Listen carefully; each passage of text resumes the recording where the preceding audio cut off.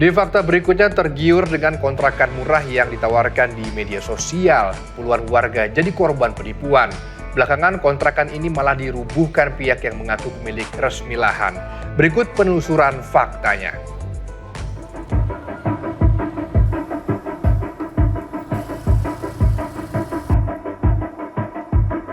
Saya dibilang terlibat, dibilang dikasih 100 juta sama Bu Karsi dibagi. Saya kaget. Ya dia ngaji, ya biasa lah. Kalau kita lihat ini bangunannya memang sengaja dirobohkan dari salah satu keluarga Karsih ini sendiri. Memang sengaja dirobohkan karena untuk menghilangkan barang bukti. Dan untuk puing-puing yang tersisa atau tembok-tembok yang masih berdiri, ini terdapat cuitan-cuitan atas kemarahan dari korban atas penipuan jual beli kontrakan murah ini sendiri. Dan saat ini pelaku Karsih atau terduga pelaku Karsih ini masih tidak diketahui keberadaannya, dan untuk itu sosok Karsih ini seperti apa di masyarakat dan kenapa kasus ini dapat terjadi, kita telusuri faktanya.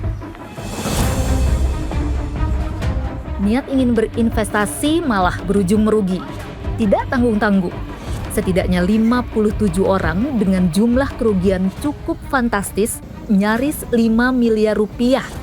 Puluhan korban ini terjerat dugaan penipuan pembelian kontrakan bodong di wilayah Jakasampurna, Kota Bekasi.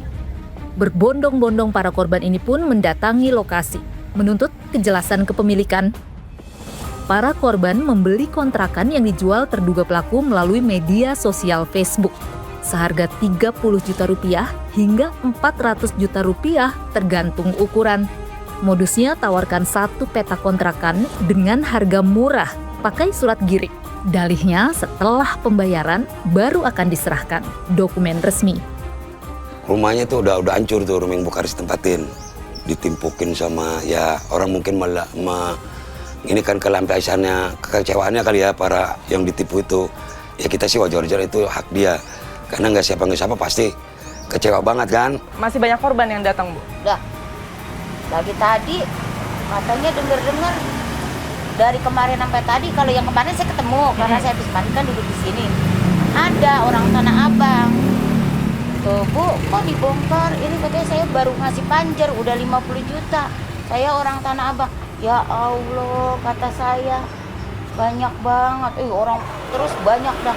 Korban pada lempar-lempar, sampai saya tolongin sini tuh darahnya banyak, kontrakan belum dipel. Tahu nggak, Bu, tentang Karsih yang penipuan kontrakan ini? Ya, karena udah rame jadi tahu. Karena udah rame. Ramenya pas kapan emang? Udah ada beberapa hari ya, seminggu ke belakang lah. Berbaur nggak tapi sama? Berbaur. Oh. Semenjak dia banyak duit aja, jadi kayak hedon gitu. Hedon dia. Hari berganti bulan tidak kunjung ada kejelasan. Korban pun tidak pernah bisa menempati kontrakan. Dan ironisnya, bangunan kontrakan justru akhirnya dirobohkan oleh orang yang mengaku pemilik asli tanah dan bangunan ini. Lebih mencengangkan, kepala lingkungan menyebut jika jumlah korban hingga nominal kerugian mungkin lebih yang sudah terungkap sementara ini. Modusnya juga ada yang dijanjikan uang kontrakan oleh Karsih gitu. Jadi setelah pembayaran kontrakan nih, seumpama udah DP 30 juta atau 50 juta, itu dia berhak dapat uang kontrakan dari Karsih. Itu. Nah, pengembalian uang kontrakan yang dilakukan Karsih kepada korban itu, kalau kita kalkulasi ya kurang lebih hampir 100 juta setiap bulannya. Total korban per hari ini ada 63 orang. Dengan nominal kerugiannya, kalau nggak salah hitung ya, kurang lebih di angka 7,2 miliar. Hingga kini belum ada titik terang. Kasus masih didalami Polres Metro Bekasi Kota.